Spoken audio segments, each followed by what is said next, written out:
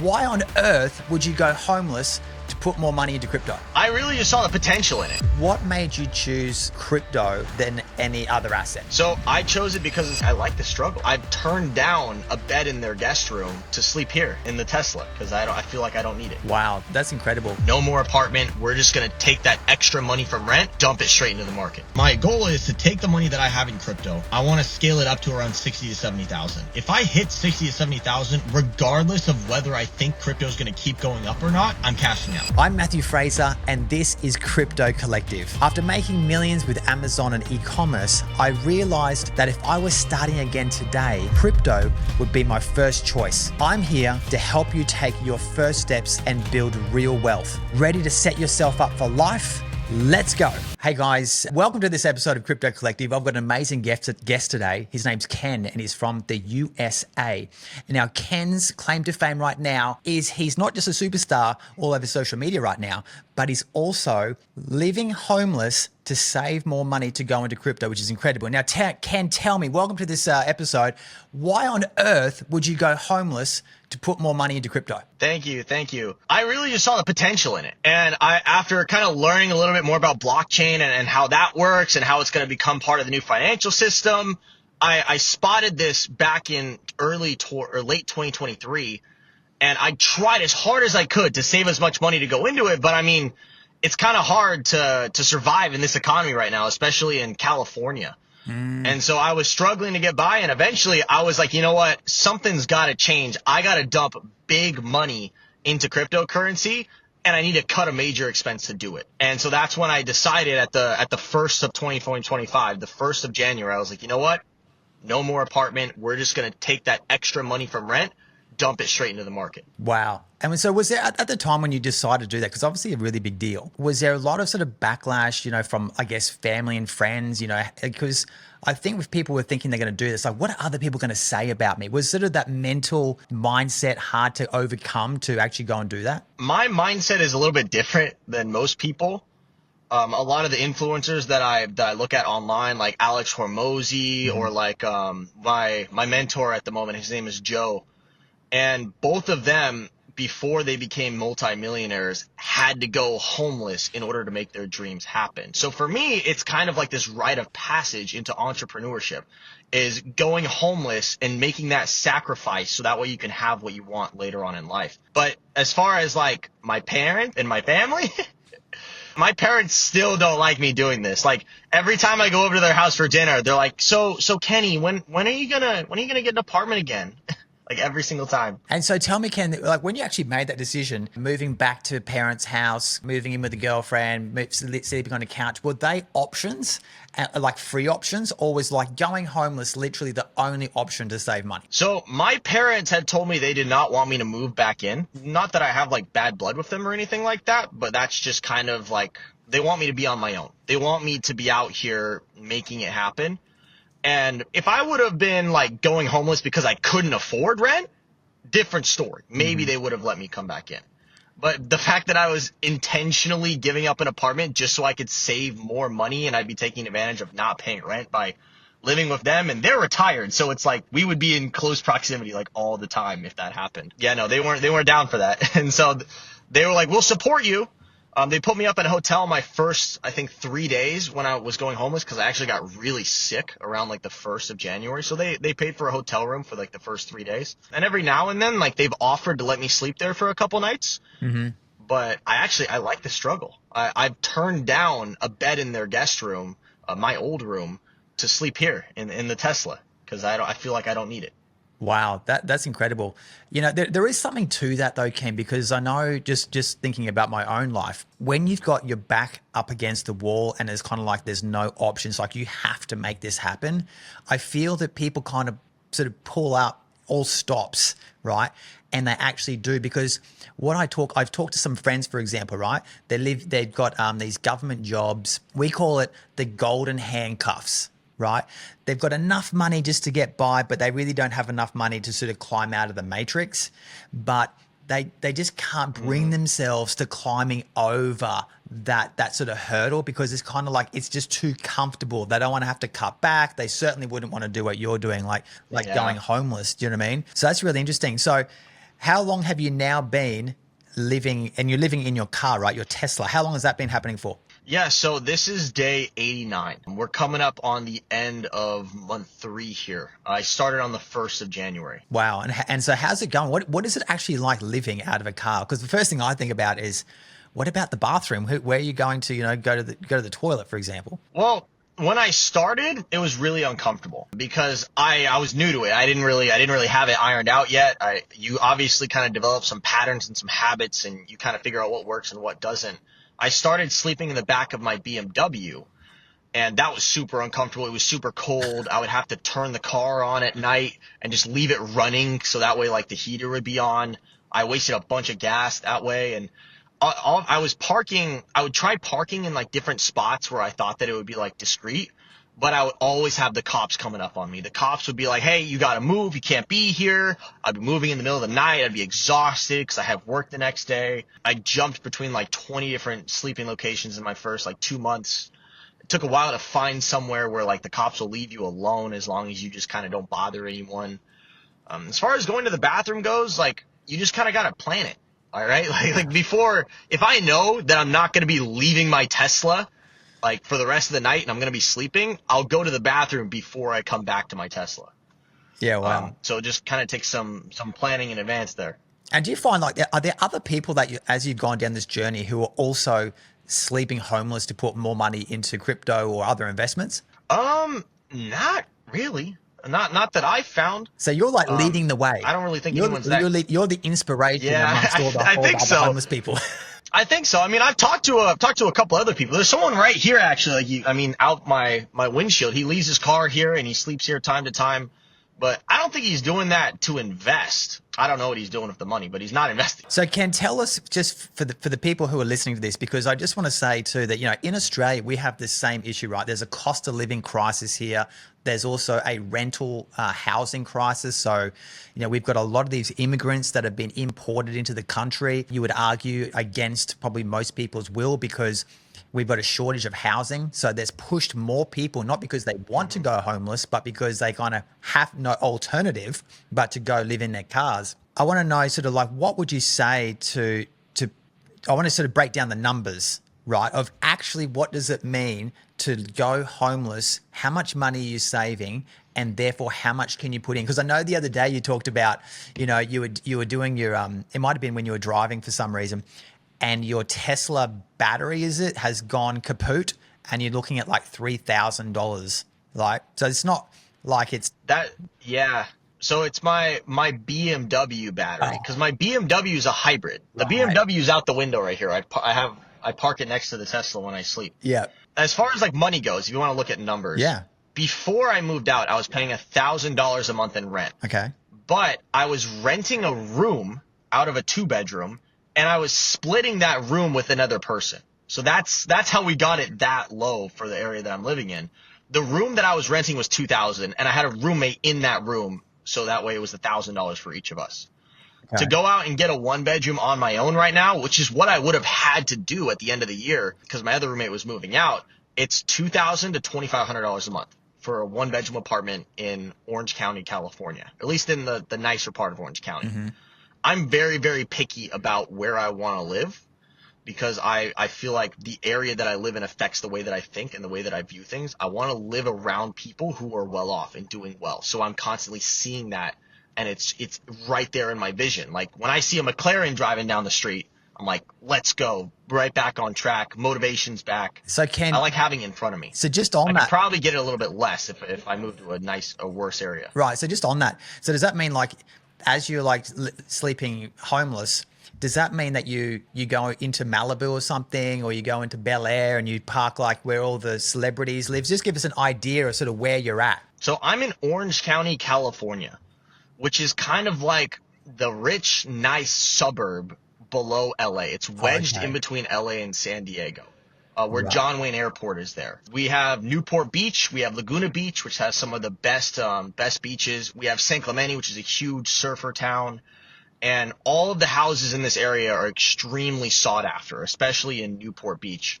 A lot of wealth here, more than people think. I would even argue that it's more than most of LA. It's mostly moved down here to Orange County now.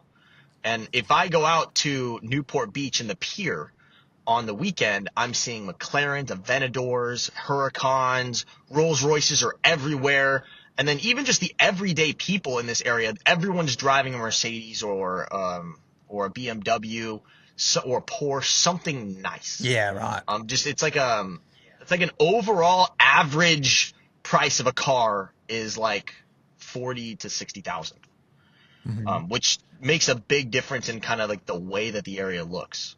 And so basically by being in an area that is so affluent, you're absorbing all that, which is giving you the inspiration, I guess, to want to be climbing up, let's say, the social financial ladder, right? You're not sort of living in the slumps and getting that sort of vibe. That sounds right? Exactly. It's all about competition to me. I am extremely competitive. So I noticed, like, for example, I used to have an LA Fitness membership, which is like a $40 a month gym membership. And every time I would go to the machines at LA Fitness, I would have to tick them up several weights. I was lifting more weight than the average person who would sit down at these machines. And in my head, it got my ego a little bit boosted up. And I'm like, oh man, like I'm super strong, stuff like that. And I wasn't working as hard because I felt like I was already out competing everyone. I felt like I was already at the top. I was getting comfortable. I tested out a lifetime fitness membership, which is like a $330 a month gym membership, like a luxury membership. And I sat down at a lat pull down and it was ticked to 270 pounds. Who the heck is doing a 270 pound lat pull down? Like that's like a massive weighted pull up. Yeah. And I felt so insecure. I'm like, oh my God, how is someone doing this? Every machine that I sat onto, I had to tick the weight down. And I'm like, oh man, like I'm weak.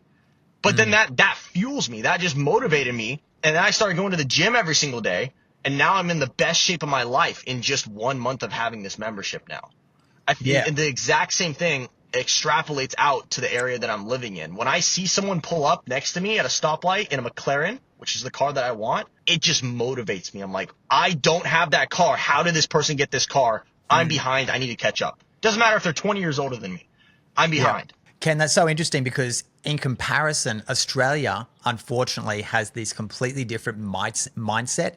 They have a tall poppy syndrome mindset. So if you're cruising around in a Ferrari or a Lamborghini, the average Australian wants to slag that person off and put them down, right, and call them cursed names because there's a lot of jealousy there. You know, they don't want people to do well because, like, you know, no one wants other people to do well. Like, they like the idea of themselves doing well, but not at the expense of them looking worse, right?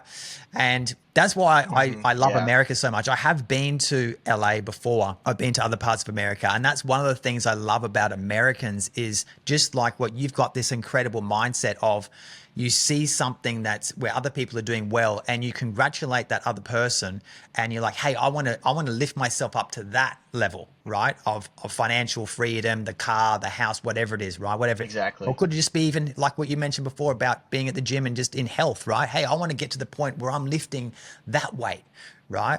And I think that's incredible. So just go back to the numbers again, Ken.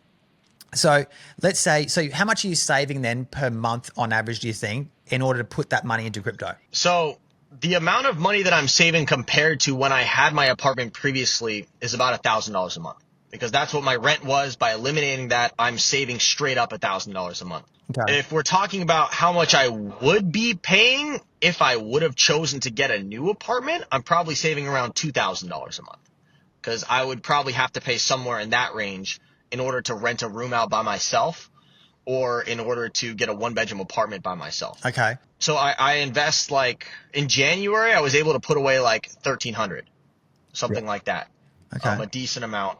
And then in February, I think the total came out to like 44 or something like that. I got a really big check at work. I closed more deals in February. So I got like a massive paycheck. I was going to say 4,400. That's good. That's a big jump up. Yeah. So the sales is definitely, whenever I close a bunch of deals and I get like a bigger commission from them, all of that extra money is going into crypto. Like this month in March, I actually haven't closed that many big deals. And so I don't have as much commission to work with. So far, I haven't invested anything in March. Okay. However, I have one more check that's coming in on the 31st on Monday, tomorrow. And I'm thinking about holding that one in cash actually and not investing it yet because I think there's going to be another dip. Right. And I want to hold that so I can buy it at the lower point. Let's see what happens. I mean, it could dip, but then there's also another argument that said maybe the bottom-ish is kind of in as well. So I guess you've kind of going to hedge your bets, right? You've already got money in the market and you're going to sort of wait and see what happens. I have money in right now, so I'm not really – I'd rather wait a little bit to see if it dips a little bit more to try to pick up things for pennies on the dollar. Yeah. But worst case scenario, I mean, I'll just buy when it's a little bit higher. I have kind of like a Michael Saylor approach where it's like I'm just going to keep buying consistently and not really worry about dips or peaks. Okay, so let me get this right. So you're going to try and wait for the dip, but you're not going to wait for the dip? Explain that one to me, because Michael Saylor doesn't wait for the dip. He just keeps buying, but you just said you are going to wait for the dip maybe. So while I have the cash, I'm going to wait. I know I kind of contradicted myself there, but while I have the cash, I'm going to wait. I'm going to try to wait to see if it dips a little bit more. But if it does start to go up, I'm just going to buy right then and there. I'm not going to be one of those guys who's like, well, now it's high. Now I can't buy in. No, I'm just going to buy. I've been buying consistently since November of 2024. Whether it's a peak or whether it's a dip, I just buy it. Hey, just quickly, if you're ready to dive deeper into crypto and Bitcoin and build real wealth, join my free Crypto Collective community. It's where I share exclusive insights and strategies and live discussions to help you succeed, whether you're a beginner or scaling your portfolio. Click on the link in the description and join us today. Now back to the episode. And tell me, Ken, what made you choose, because you've only been in the market for really, I would consider a short amount of time. So what made you go into crypto than any other asset? So I chose it because it's an emerging asset class. Before I started really investing, I looked at all of the different options that I really had. I didn't like the fact that I could not control some of the other investments. Like if I have to give my money over to a firm and lock it up for a period of time while I'm investing it, I don't like that. I want to have control of my capital in case an opportunity comes along. So crypto allowed me to invest on my own. It was something volatile that I could get multiple multiples of. So like I can get a 10,000x out of crypto if I chose to gamble meme coins, but you can't get that from a stock. And also because we're pre-adoption on a lot of this and it's not institutionally regulated, there's a big opportunity to get in early before the hedge funds hit it. Because the second that these hedge funds start pouring money into this and this becomes a worldwide asset that everyone knows about and everyone's talking about, it's too late. Like I'm sure you've heard of like when your Uber driver's talking about crypto, it's a little bit too late.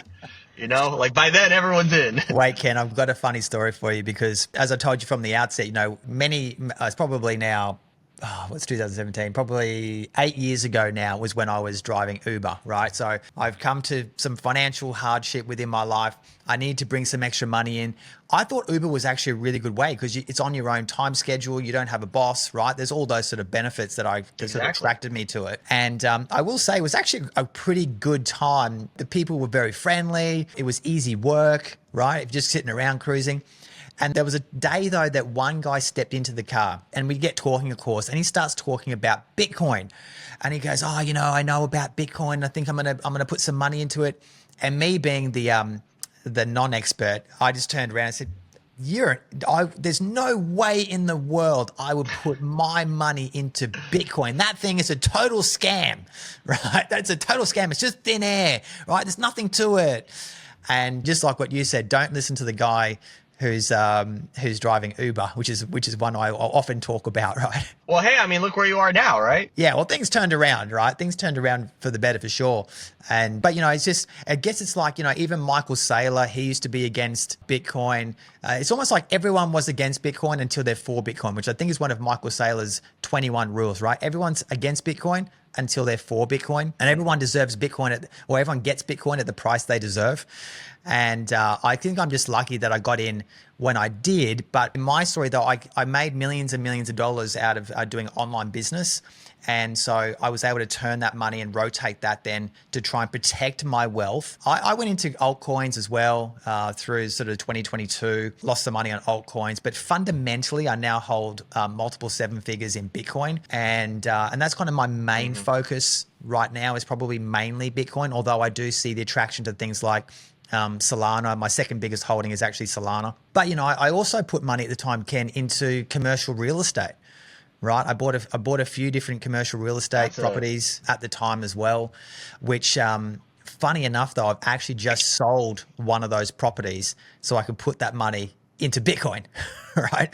So I'm now rotating out of the property market. So tell me about your investment strategy. I know you're trying to make high returns, I guess, in the short term. So how are you doing that? What is your play? So the way that I go about this, and I am no expert. I'll start with that. My philosophy I'm no expert either. My philosophy is I want to buy coins that are undervalued for their use case, and I want to buy them before big money gets to them, and I want to follow the trends. So, for example, back in like 2024, I was a lot more interested in crypto gaming and decentralized science and AI agents than I was in ISO 20022 coins. I really, really wanted to. I was holding Immutable. I had some Ring AI. I had what was the other one called? It was Degen. I had the Farcaster one. I had quite a lot of different tokens that I was holding. But then when I heard about Donald Trump talking about all of these different, like he wanted to do this crypto strategic reserve, and then I heard about this ISO 20022 standard coming in, and all these banks looking at XRP, and then BlackRock is looking at XRP, and all of this stuff. I was like, okay, I need to switch my focus. And so I sold everything that I had, and I started a main hold XRP, which is like 50% of my holding right now. Right. I caught that at 50 cents, and I rode it up to, I think, like $3 at its peak, somewhere around there. And then I also poured a lot of money into HBAR, Hedera, XDC network. I have some Stellar Lumens, XLM, and I also have some Algorand. I had Cardano, but I recently sold my Cardano and reinvested that into XDC, which is pretty much, I got a report from Uphold, and they mentioned that out of the top 5 coins that were the most invested into, I was holding 4 of them. So I know I'm not the only one who's taking that path with the trend that's going on right now. So would you say you got some war battles from the beginning where you put some money into these altcoins, and then I'm guessing you sold a lot of those? Well, did you sell them at a loss, or did you make money on those initial altcoins? So originally in like 2020, I had no idea what I was doing. I was working at Sonic. I didn't have any entrepreneurial dreams or anything like that. That was before my red pill moment, if you could put it that way. And so I was just stuck in the matrix. I had no idea what was going on. I just heard about crypto, and I was like, you know what, I'll put money in, and then it went up, and I'm like, oh, this is nice, I'll put more money in, and then I just lost it all. But in March of 2024, I had put in a decent amount. I put in around 6,000. And then I just watched that dwindle down until like October. And that was me. Like, I was like, oh man, I just got to hold. Like by now I was like, okay, I'm just going to hold long term. I know long term it'll go up, but it hurt to watch it go down. And then I dumped a bunch more in October, and that's when it actually went up. And so that's when I started to do pretty well. I think overall my gains have covered all of my losses that I've ever had in crypto. So currently I'm up all time. Okay, not by much though. Not by much. Yeah, that's okay. As long as you're in the green. And now tell me, ultimately, Ken, you've got these dreams now, right? You've said you've taken the red pill. You're obviously wanting to try and get out of the matrix and create, I'm presuming, generational wealth. Am I right in saying then that you're going to either rotate out of some of these altcoins into Bitcoin, or do you not believe in Bitcoin at all? So you want to know like my like 2-year plan kind of for like the cryptocurrency and also just other things? Because I don't plan on being like a crypto guy, right? I want to be an entrepreneur. I want to start a business. So what I want to do is I have a bunch of debts from before my red pill moment. I messed up with credit pretty bad. You had a lot of credit card debt before you sort of got into this game? Yeah, I have a decent amount of credit card debt. I have some personal loans that I took out to consolidate that debt as well. I have negative equity on my BMW and on my Tesla, 2 purchases that I didn't really look at, didn't really understand depreciation when I bought these cars. So I'm in the hole. And my goal is to take the money that I have in crypto. I want to scale it up to around 60 to 70,000. If I hit 60 to 70,000, regardless of whether I think crypto is going to keep going up or not, I'm cashing out. I don't care if I could make 200. That's all I need. I'll take that money. I'll pay off all of my debts. Then I want to start a business. Now, as I start that business and as I continue to scale and generate more income actively, then I want to start stacking Bitcoin as an accumulation hold. I'll never sell that Bitcoin. I'll continue to hold that Bitcoin over like the next 10 years, and then I'll begin to take out loans against that crypto and utilize it kind of like a cash out refinance or like a HELOC on a house. I'll start to be able to utilize it that way at that point. That's my long-term goal. I want to get into Bitcoin. People think that just because I'm in altcoins right now that I don't believe in Bitcoin or anything like that. But just for the purposes of what I'm looking for, I need more multiples right now to kind of give me a kickstart before I can start the accumulation game of Bitcoin. Because, I mean, what's the most that Bitcoin's going to do this cycle? 300K? Like max? Yeah, it depends, Versus Ken. XRP, Like, people are predicting. I don't know. Some people say, look, and again, I'm not making any predictions, but the predictions that you see range from it could get to sort of 150, maybe. And I've even heard, Samson say, it could be $1 million Bitcoin, right? Which would be basically at least a 10x from here. So it could be pretty incredible. I'm just going to ride the wave, over the next sort of 10, 20 years anyway. For me, I'm doing a similar thing. That's the way to do it. Yeah, buy and hold strategy for me. So you're going to basically make as much money as you can through this altcoin play, sell all the altcoins, pay off the debt that you've got, and then basically start again accumulating Bitcoin into the future. Yes. I think it's interesting you mentioned commercial real estate as well, because that is somewhere that I want to get into. I want to start with a fourplex because I can get that with an FHA loan here in the States. And then I slowly want to move up into like 8plex, 12plex, start getting into like into the commercial side of things. I have a lot of plans. I want to do a lot of things, but I got to clear my debts first. My debts are holding me back. I could have an 800 score right now if I just didn't have such a high debt to income ratio. I really just want to clear my entire credit report off this cycle, and then I'll start accumulating for the next cryptocurrency cycle in like 2026, 2027. I think, look, having been around a little bit longer than you, because I've got about 20 years on you. I'm in my mid-40s, Ken. So I had those same sort of dreams, I guess. But, when I was your age, there was no Bitcoin, right? Crypto just didn't exist. And the big thing, particularly in Australia, is property. Like, we are just ingrained is like property is the thing. And just like I guess around the world, property has done quite well as far as it's increased in value. I would also put that down to, though, it's increased in value predominantly because of inflation and currency debasement. So it's pushed the prices of those properties up. And I just said to you before too, like I've sold one of my commercial properties just recently because I'm putting all that into Bitcoin. So I think though, when you do the numbers, Ken, and I don't know what the commercial real estate industry is like in the US, but I think if you sit down and do the numbers, you're going to be very hard pressed to give up a wad of cash, right, that you have to put into this commercial property instead of putting it into Bitcoin, right? I think you'll do the numbers and you'll be like, oh, because the problem with the property is it comes with so many taxes. It comes with tenants. It comes with constant repairs and maintenance and fees and levies. And it's just endless problems. And when you compare it then to, I guess, Bitcoin, right, you're just going to be like, hey, I'm just going to buy it. I'm going to sit on it. I'm going to hold it. And then I guess, you touched on a really good point. I just want to for the people who are listening right now, is that Ken just spoke about before about borrowing against the Bitcoin, which is a very, very interesting play. And I can tell you, I've already started experimenting with that. So I've actually put up some of my Bitcoin as collateral and borrowed against it. There's actually two ways you can do it right now for people who are listening. And Ken, you might find this interesting. One is I can put the Bitcoin up and I can get a 40% cash loan on that, right? And the advantage with putting up the Bitcoin as collateral is I didn't have to jump through anywhere near as many hoops as what I would if I was to have to borrow, say, against a property. So I didn't have to provide any tax returns, pay slips, nothing. It was just like, just press a couple of buttons. I put up the collateral and they literally deposited 40% of the Bitcoin value into my bank account, no questions asked.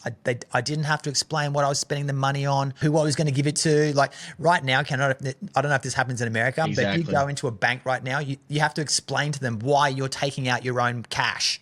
Do you have that in the States? I don't know if it's that far. I've never really tried to take out a loan big enough to the point where people ask questions, though. I'm not So even I'm not talking about entirely big sure. loans, Ken. I'm talking about like, like Really?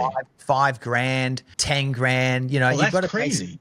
yeah, it's insane, right? It's totally insane. Yeah, no, So I don't anyway, think we have any of that here. If I went to my bank and I say, hey, I want 5 grand cash, they just pull it out. I'm pretty sure. I mean, I haven't tried. yeah, well, another benefit perhaps of America, a bit more freedom there over here. And also this is happening quite a lot in the UK. There's a lot of bank control over you.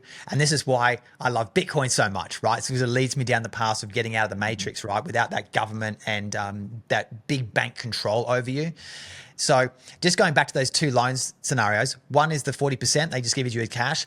The other loan that I've experimented with is where you put up the one Bitcoin as collateral and they will give you another Bitcoin. So essentially what you've got now is 2 Bitcoins, one with the entire loan Leverage. on it. Yeah, so it's a total of 50% loan to value ratio and they hold the 2 Bitcoin, right? So that's the other two different ways you can do it. And guys, you can do that today. Like this is available right now.